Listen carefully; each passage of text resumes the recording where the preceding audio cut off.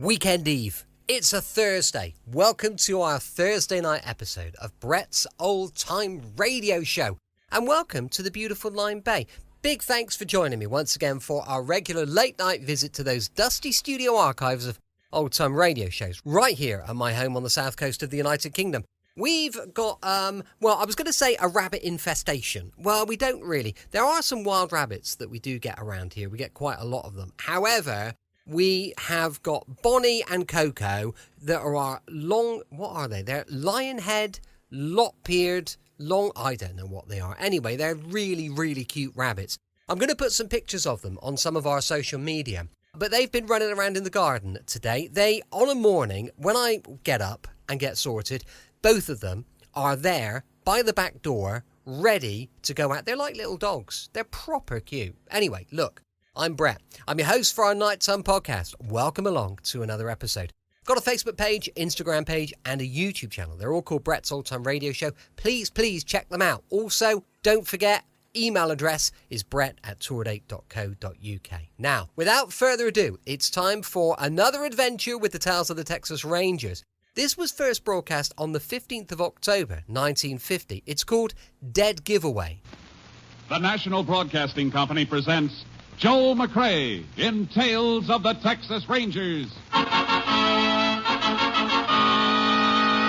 Tonight, transcribed from Hollywood, another authentic reenactment of a case from the files of the Texas Rangers.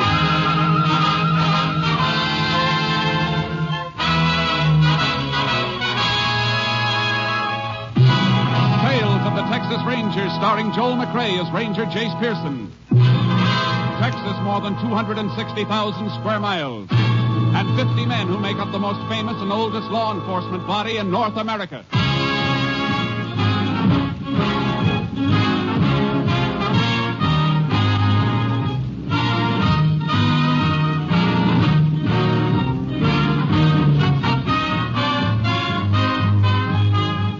Now, from the files of the Texas Rangers come these stories based on fact.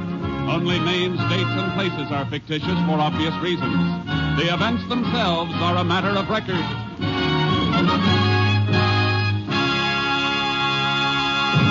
Case for tonight, Dead Giveaway.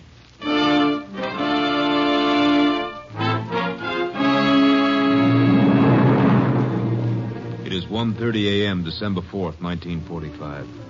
A single light glows in the living room of a farmhouse 4 miles from the town of Ashton in West Texas. Inside the house, a frantic young woman tries to place a telephone call. Operator.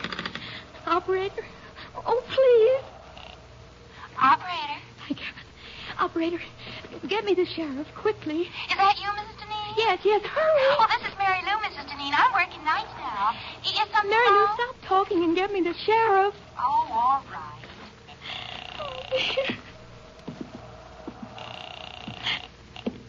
Sheriff Ross speaking. Sheriff, this is Mrs. Deneen.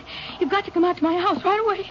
Right away. Now, take it easy, Mrs. Deneen. What seems to be wrong? Somebody's prowling around outside, trying to get into the house. Isn't your husband there? No, he went to Abilene on business. Something woke me up, and I thought at first it was the baby. And then I heard a noise outside. Mrs. Deneen, what is it? Somebody came in. I'll be right there. Who are you? What do you want? Please!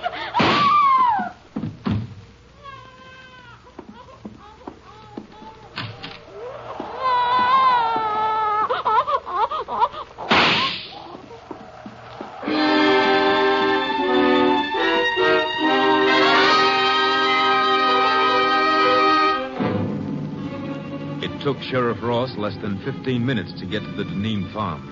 But Mrs. Deneen and her 4-month-old baby were dead when he arrived. The sheriff called for the assistance of the Texas Rangers. Ranger Jace Pearson was assigned. Jace Pearson? Yeah, Sheriff. You got here right quick. Yeah, I was over the next county when your call came through. Well, I hope you got a little sleep, because you won't get much now. Better come in out of this cold. How long ago did it happen? About a half hour ago, 1:30. Mrs. Deneen called me, woke me up at home, said somebody was trying to bust in. Right in here, Jace. Shot right through the chest, huh? Yeah. She leave the phone hanging off the hook like that? I reckon so. Whoever broke in, they broke in just before I hung up. Nothing's been touched, Jace. I know. I had a time getting past your deputies down the main road. The phone operator's been buzzing everybody. We don't want half the county barging in here messing things up, so I blocked them all. Good. Where's the baby? In there, the front bedroom. You can look if you want to, Jace. It's a little more than I can take twice. How old? Only 4 months, Jace. Little girl. Where'd he break in? Side door, I'll show you. Where's the husband? Abilene, on business. I called the chief of police there. He's going to check the hotels and notify him. Now, here's the door. It was wide open. That's how I got in to open the front door. Lock doesn't seem to be broken. Must have been picked. Deneen's keep much money around the house? As little or as much as most folks, I guess. But I don't think any's missing. There's Miss Deneen's purse on the kitchen table. Killer couldn't have missed that. You check it? Yeah, about $40 in it. It hasn't been touched. Motive wasn't robbery then, Sheriff. No. There's no sign of any other motive. But there's got to be one, Jace. Yeah. The toughest motive of all. Because it's the easiest hidden. Hate. The kind of hate the devil wouldn't hold.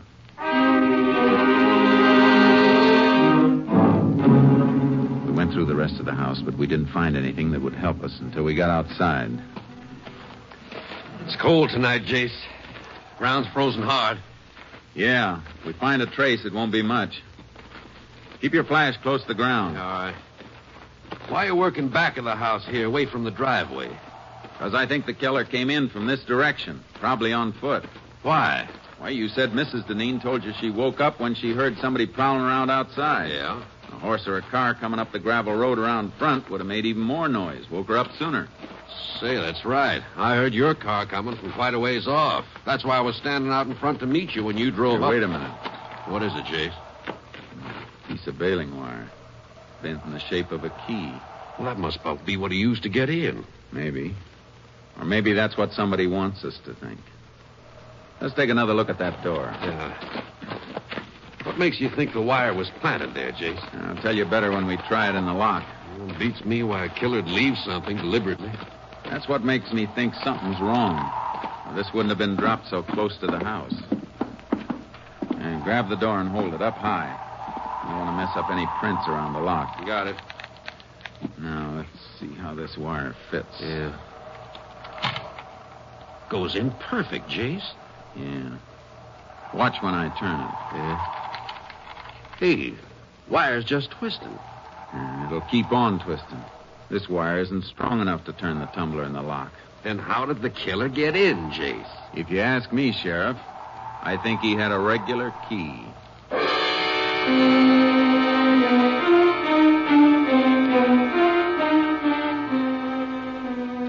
I put in a call for a fingerprint crew, and the sheriff called to have the bodies picked up for autopsy. Then we went outside and started trailing again. We found a few directional traces, but they petered out in the darkness. Can't see anything at night on this ground, Jace.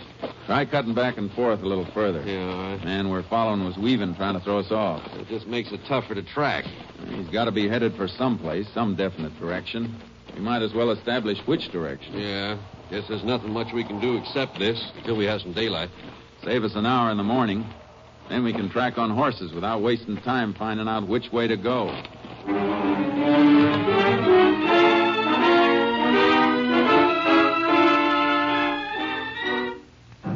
By sunup, we knew the killer's general direction had been west. The sheriff got his horse from town. I unloaded charcoal from the trailer, and we rode. He kept heading west, all right. But there's nothing out this way for miles once he got into those hills up ahead. Any kind of a road between here and the hills? Yeah, old wagon road just beyond the scrub on the rise we're coming to. Does it connect with a state road? It does, but nobody uses it. Maybe somebody did. Is it in good enough condition for a car to run through? Reckon it is. You figure he had a car waiting for him? Had to have a car or a horse staked out someplace. Come on. Let's make right for the road. Get out. Yeah. Wagon road lead to any other farm in the area? Used to lead to the old Mullen place, but that's burned out. Nobody living there anymore, huh? No, old folks dead. Young Ted Mullen moved away a couple of years ago. Oh, here's the road. Boy. Ooh, charcoal. Headed pretty straight last tracks we saw.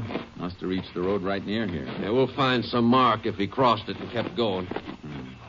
He didn't keep going. Look. Tire track. Had a car staked out all right. Turned the car around here to head back for the highway. Could have been somebody else waiting in the car for him. Maybe, but I don't think so. Yeah, look at the heel marks. Walked around to the driver's side of the car to get in. Yeah. And there's something else here, too. Dropped this cigarette butt and stepped on it. Yeah. Sure didn't smoke much of it. Didn't even burn down to the brand mark. Well, at least we know what brand he smokes. About all we do know, Jace. There won't be anything to follow at the main road. He sure won't leave a trail there. No. Mount up. Let's get back to the house.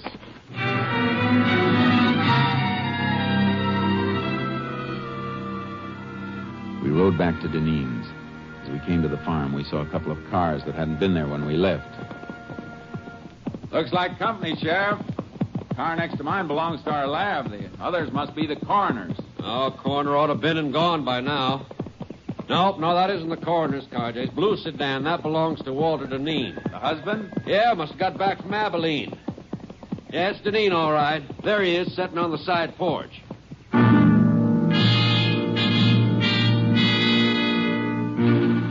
Walter Deneen sat with his face buried in his hands until we dismounted and walked up to him. The lab crew was in the house looking for latent prints. Howdy, Walter. Oh, howdy, Sheriff. Walter, I can't tell you how... Don't say anything, please. Ask me anything you like, but I don't want anybody else telling me how sorry they are. You better let me talk to him, Sheriff. Sure, Jace. Mr. Deneen, it'd help us a lot to know one thing. You or your family have any enemies? Enemies? Could there be an enemy as bad as this? We know the house wasn't robbed. Have you ever had any trouble with anybody, no matter how small it seemed? Now's the time to remember it. If there was anybody, I wouldn't tell you. I'd take care of it myself. That's no way to be, Walter. Don't go telling me how to act, Sheriff. You didn't come home to your house 10 minutes ago. You didn't find your wife and kid the way I found mine. Mr. Deneen, why don't you try to get a little rest? We'll talk to you later. Yeah, okay. Anything I can do, Walter, just holler. Yeah. You been able to think of anybody who might have had it in for him? Not a soul, Jace. Unless it was Ted Mullen. The one you told me about? Family that was burned out? Yeah. But, Jace, that was 5 years ago. Sometimes hate doesn't die with age. What happened? Well, old folks just got to brooding and died off after their house burned. Young Ted blamed Walter. Why? Windmill at the Mullen place was busted. They tried to borrow from Walter to get it fixed, but he turned them down. Ted said if the mill had been working, it would have pumped enough water for him to put the fire on. Young Mullen the kind to hold a grudge? Well, after 5 years, Jace. And he moved out a long time ago. Where? Who knows? Come on. I'll call my headquarters by radio. Maybe they can get a line on Mullen. All right. If they find out where he is, it won't do any harm to check on where he was last night. It won't hurt any. But I can't believe that a man after... Hey, hold it, Sheriff.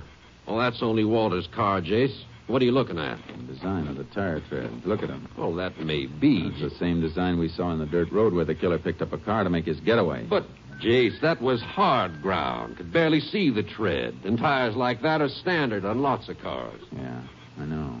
Just the same, I want to look this car over. Left his ignition keys in. You going to start it? No, just want to take a look at the dash. He said he got back from Abilene 10 minutes ago, didn't he? That's what he said. Take a look at that temperature gauge. Let me see. Register's cold. Yeah. Only it should be pretty warm if he finished a drive a couple of 100 miles just 10 minutes ago. Could have dropped back, Jace. Not in 10 minutes, Sheriff. It's a cold morning, but not that cold. Well... I want to talk to Deneen again. You see something else? I sure do. Look at this on the frame of the door. Service station lubrication sticker. Yeah. Dated December 2nd, day before yesterday. 18,412 miles. The mileage on the dash shows he's driven less than 200 miles since then. He couldn't have been in Abilene. Well, wait a minute, Jace. I admit that looks funny, but the man we were chasing, he ground out a cigarette, remember? Well, what about it? I've known Walter since he was a boy, Jace. He don't smoke. Sheriff! Oh, Mary Lou Simmons, phone operator. Who let you in, Mary Lou? I told the deputy I put Mrs. Deneen's call through to you last night. He thought you might want to talk to me. Ain't it just awful? You talk to her. I was still on the line after you hung up, Sheriff. I heard it all, the shots and everything.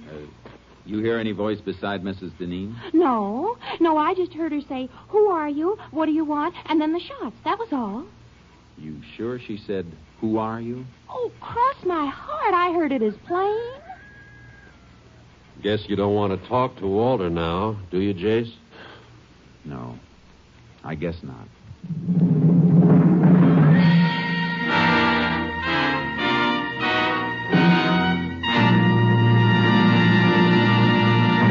You are listening to Tales of the Texas Rangers, starring Joel McCrea as Ranger Jace Pearson.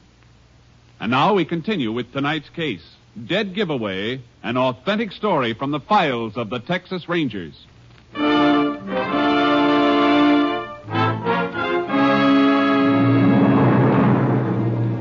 didn't want to question Walter Deneen until I'd had a chance to check on his movements. The sheriff and I drove into town and called the Abilene police. The answer didn't fit. Don't think there's any doubt about who he was, Ranger. Okay, thanks. Thanks very much. Well, guess that does it, Sheriff. Deneen was in Abilene, huh? Uh-huh. Checked into the Harris Hotel yesterday about noon. Checked out again at 2:10 this morning, right after the police notified him of the murder. Police could have spoken to anybody on the phone. And they didn't tell him by phone. Police sergeant went up and told him direct. Oh. Description of Walter tallies, too. Yeah, but there's something that doesn't tally, though. Mileage on that car. Could be something wrong with the speedometer cable. Happened in my car a few weeks back. Maybe. And I'll be back sometime tomorrow. Where you going, Jace? Abilene.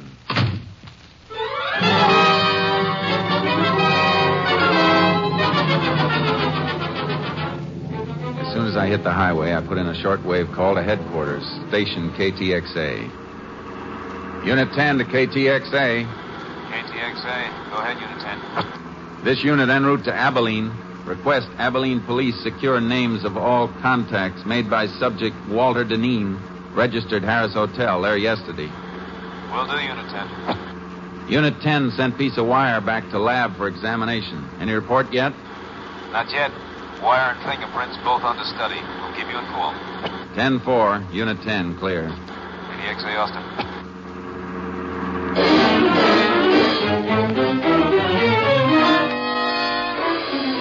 When I reached Abilene, I got a complete rundown on Walter Deneen's activities. It was too complete. Like he was making sure his time in the city would be accounted for. One of the people who'd seen him was his attorney. Why, yes, Ranger. Mr. Deneen spent several hours with me yesterday afternoon. We had dinner together last night. Went to the theater. What'd he come to see you about? Well, some investments. He's been doing a little speculating cotton. Good or bad? Well, it's client business, and I don't think I have the right to discuss it. I can find out by checking with the exchange. I'm just asking you to save time. All right. His losses have been rather heavy. More than he could afford? Much more. He carry much insurance on his wife and child? A normal amount, nothing large. All right, thanks. One more thing. Are you sure Deneen doesn't benefit financially by his wife's death? Ranger, he couldn't have gotten back to Ashton by 1:30 last night after we'd been out. That isn't what I asked. Well, Mrs. Deneen had a good bit of money in her own right. In case of her death, though, she had it tied up in trust for the child. But the child is dead, too. What happens now? Well, in that case, the entire estate will probably go to Mr. Deneen.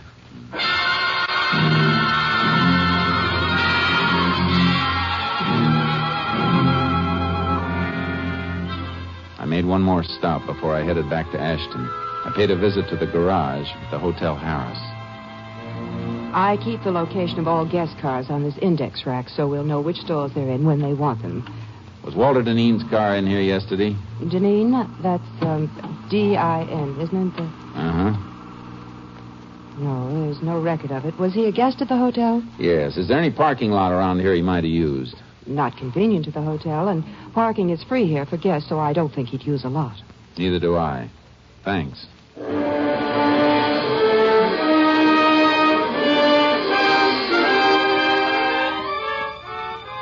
I left Abilene, I called my headquarters. They had a report. No strange prints had been found in Deneen's house. The wire key looked like a plant. I hung up and made another call to Sheriff Ross. I'm beginning to wonder about Walter myself, Jace. Why? He's been kind of curious about where you are. I told him you went to Abilene, just to see if it'd draw him out.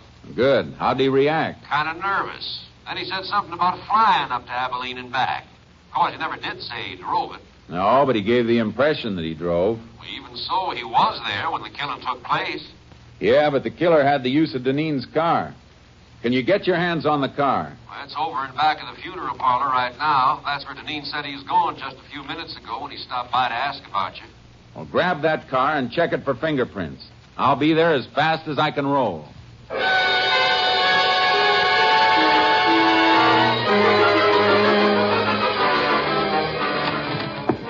Oh, howdy, Jay. Car all worked over, Sheriff? Yeah, ought to have reports on the prints soon. Send them to Austin. Find any strangers? Quite a few of one set that weren't Deneen's. If they belong to a professional killer, there's a good chance he'll have a record. Where's Deneen? My deputies are out looking for him. Why? I thought he was at the funeral parlor. So'd I, until I went in to look for him after we finished on the car. The undertaker said he'd left more than an hour ago by the front door. Must have spotted you working over the car. Come on, let's find him. Yeah.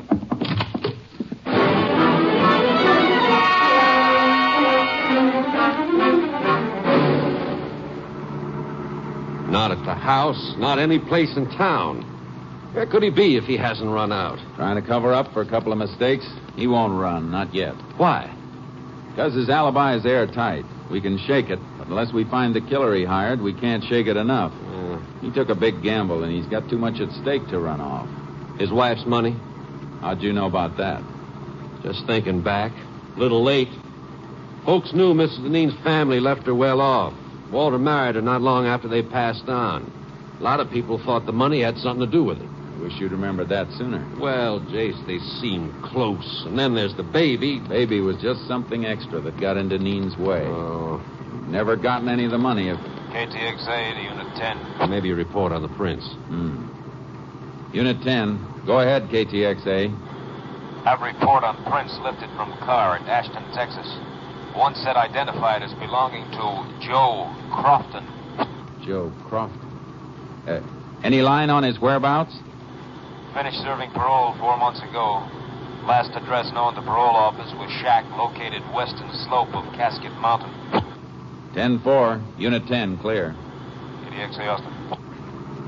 Crofton must be the killer then, Jace. I'll bet on it. How far to Casket Mountain? About 20 miles, then turn south another 5. After that, well, we'll need horses if he's far up. Should have brought your horse along the trailer with charcoal. I can borrow one. Crofton's going to be tough to take. You sound like you know him. I wrote the ticket for his last trip to Huntsville 6 years ago. That was murder, too, but he copped out with a manslaughter plea. Better not take any chances, Jace. If he starts shooting, we'll have to toss it back dead center. No. We got to take him alive. He'll talk to keep from burning once we get him. Yeah, I see. If Walter Deneen paid him to do the job, he's the only one who can break Deneen's alibi. That's right. So no matter what happens, we got to take him alive.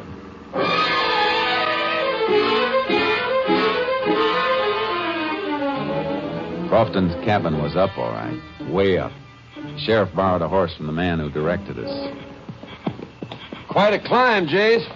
Well, not so bad following this wash, though. Suppose he isn't there. I got a hunch he will be. I don't think Deneen had enough money to pay for this killing. He was almost broke. You mean he planned to pay off out of his wife's money when he got it? Yeah. Wonder how Walter arranged for him to get the car that night. Not much to arrange. Left it near the airport with the keys in it. Crofton brought it back and left it in the same spot. Probably left the house key for him, too. Glove compartment, maybe. Yeah. With the airport 40 miles from Ashton, nobody recognized the car or a strange driver. Come in at night, used an abandoned road. Sheriff, look. Huh? Hey, another horse left tracks in here, too. Yeah, and they're fresh. Ooh, boy. That must be Crofton's horse. No. The rider was taking the rough way. Just cut into the wash here to find a better trail. Crofton lives up here. He'd know the best trail. Well, who else would be coming up here? Deneen, to shut him up. Come on. Yeah, here, boy. Not too fast, Jace, or we'll spill. We gotta risk it. Too slow, we'll be too late.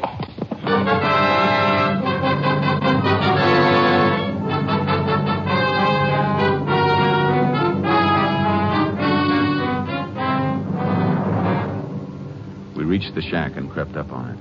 There was no horse around and no sign of life. Tried to draw fire by showing ourselves, but none came. We had to go in. All right. Hold your gun ready, Sheriff. And don't come in till I call you. Right, Jace.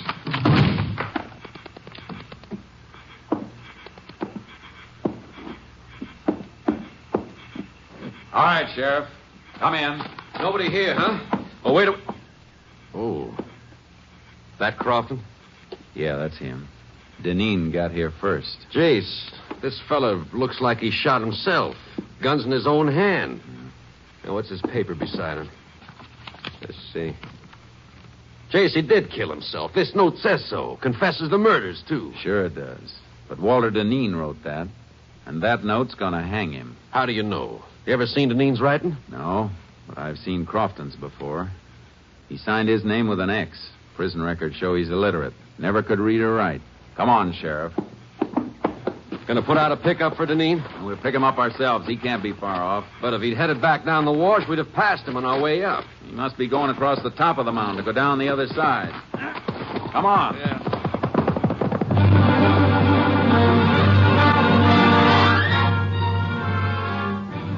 We raked our horses as fast as they could move. We spotted a rider ahead of us as he topped the slope. He heard us because he looked back, then whipped his mount and disappeared. He knows we're on him. Got about 300 yards. We'll get him. Keep pounding leather. Yeah. We're coming to the top now. Keep low in the saddle. Watch out for an ambush. There he is. Don't go down too fast, Sheriff. Your horse will tumble in the downgrade. Deneen was pressing too hard, Jace. He fell. Look. Yeah, he scrambled behind the rocks. Whoa, Charcoal. Pull out, Sheriff. Boom. Hit the dirt. Let your horse go. Go on, Charcoal. Go on. He's down under that rock shelf. Perfect cover. Not too perfect. Bullets will ricochet back from that ledge behind him. See that dent in the ledge? Yeah. Draw your gun and we'll empty it on him. Hit right below the dent. Aye. All right. Let's hope for a billiard shot. Start firing. I'm hit! Stop it! I'm bleeding! Throw your gun out, Deneen. All right. Don't shoot anymore. Here it is. Okay, Sheriff. Let's take him.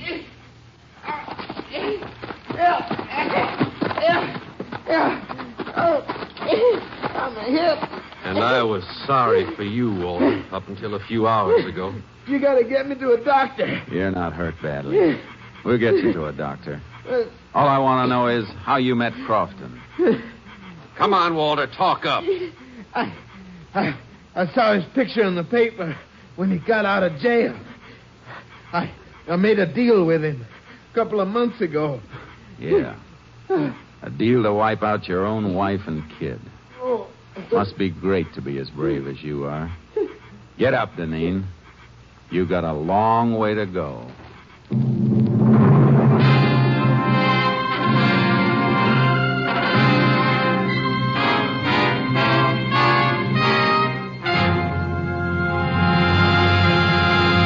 Walter Deneen confessed and made a plea for clemency. It was not granted. And on the 11th day of October, 1947, he died in the electric chair at Huntsville.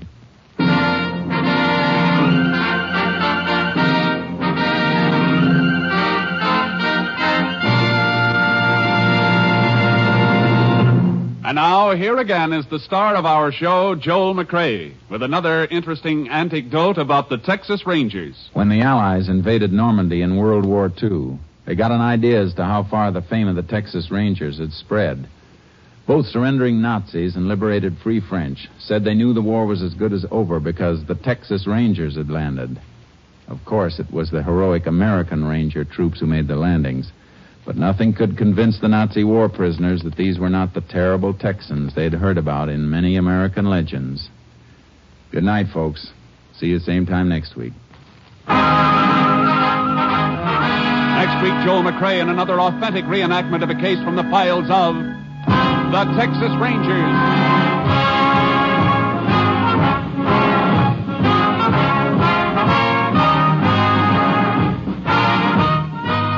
Joel McCrea is currently seen starring in the Universal International Technicolor production Saddle Tramp.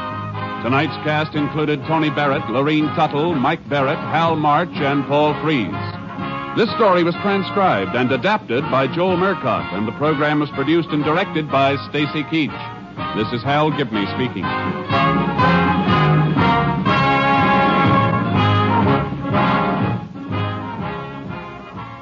Welcome back. Hope you enjoyed our latest adventure with the Tales of the Texas Ranger. Don't forget, back for a little bit of comedy tomorrow with Steptoe and Son.